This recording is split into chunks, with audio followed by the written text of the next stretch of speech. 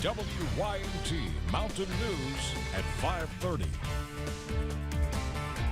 Good evening, I'm Steve Hensley. As COVID-19 numbers continue to fall, several hospitals in our region are relaxing their visitation restrictions.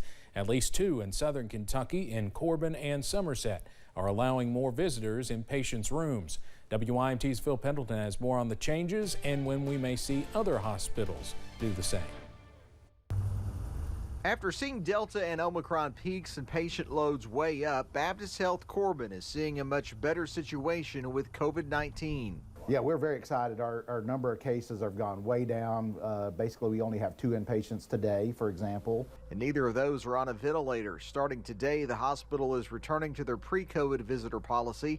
That's 2 visitors per patient from 8 in the morning to 8 at night. Now that we are down to 2 patients, we can safely isolate those away from everyone else. I checked with several hospitals in central Kentucky, and most of them telling me they are not changing their visitation restrictions at this time. That's the case for UK, St. Joseph, and Baptist Health. Health officials in Lexington do say cases are down, and they could adjust visitation policies soon. For Corbin, today has been a long time coming. Just been waiting to get Whitley County down out of the red to be able to make this change, and so last week that happened, and so we're excited to be able to implement it this week. Health leaders say the future is uncertain, but are optimistic the day may soon come when there's no COVID patients being treated. The feeling is that we're kind of through the worst of the Omicron variant. There is a little sense of uneasiness about the subvariant that's out there because we have seen some increase in cases. But even with Omicron, they say the patients were not nearly as sick as they were with Delta. In Whitley County, Phil Pendleton, WYMT Mountain News. Health leaders say most of their patients did not receive the vaccination.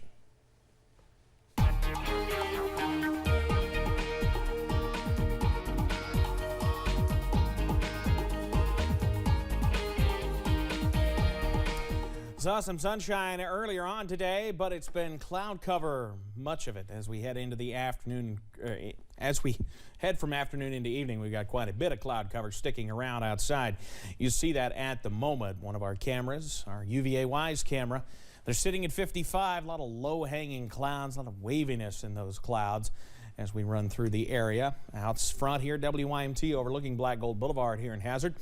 We've got clouds here too, plenty of them as we run through the evening hours. Not really hurting those temperatures much at all. We should be about 65 this time of year, and that's where many of us are, if not a couple degrees lower. Middlesboro, warm enough at 68, and some of us down into those middle 60s at this hour, but a lot of low 60s working through. Not a whole lot of moisture in the air, so it wouldn't shock me if what's depicted on pinpoint Doppler in the portions of Wayne and McCreary County wasn't making it to the ground. Been a few showers possible as we head into the Cumberland Valley over the next little bit. You see those pushing through the area at the moment.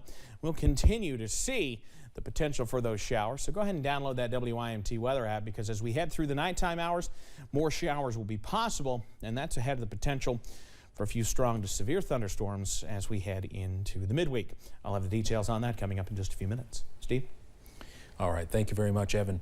The Senate Judiciary Committee is debating Judge Ketanji Brown Jackson's nomination to the Supreme Court. Republicans on the committee have said Judge Jackson's judicial philosophy makes her unqualified to take the bench, but Republicans don't have the votes to block her nomination from moving forward.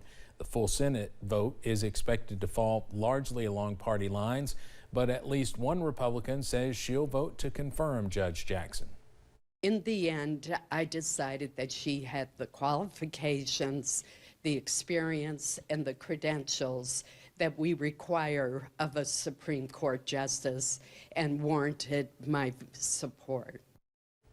Majority Leader Chuck Schumer says he expects the full Senate to vote by the end of the week. There are several national organizations out there dedicated to the well-being of school-aged children, but one organization is shifting focus on elementary school kids and those who are a little younger than that. WYMT's Alyssa Williams was at Hazard City Hall for the signing of the Week of the Child proclamation to learn more about what community leaders and local organizations are doing to shine a light on young kids in the region. Hazard and Perry County officials, those with Save the Children, and others who work in child care and education gathered at Hazard City Hall on Monday to share the importance of the Week of the Young Child. Save the Children is an organization that's in all 50 states, but I mean, we have a really active Save the Children, and today was just a proclamation for the young child to make everybody aware of how important early childhood education is for young kids. The Week of the Young Child begins April 2nd and continues until April 8th. From Monday to Friday, each day of the week has a theme related to music, food, collaborative work, or getting creative, encouraging parents, educators, and Family Resource Center coordinators to take part. There are a lot of kids that are left out that might not get as prepared as some other kids that has parents that actually work with them on a daily basis, that reads to them at nighttime.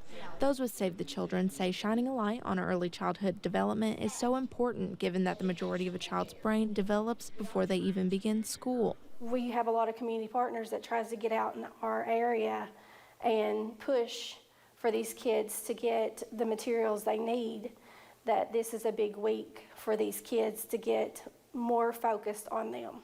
Signing off on the importance of early childhood development and education. In Hazard, Alyssa Williams, WYMT Mountain News. The Week of the Young Child is sponsored by the National Association for the Education of Young Children. We'll have more on our website at WYMT.com. Surges in COVID-19 cases and asylum requests might soon hit the U.S. at the same time. The CDC is lifting a Trump administration order May 23rd. It stopped most migrant crossings at the southern border, including those for asylum, since March 2020.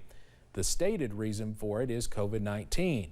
The CDC says prevention and mitigation strategies and public health conditions are better now. Refugees are seeking to enter a country where average daily COVID-19 cases, hospitalizations, and deaths have been going down nationwide.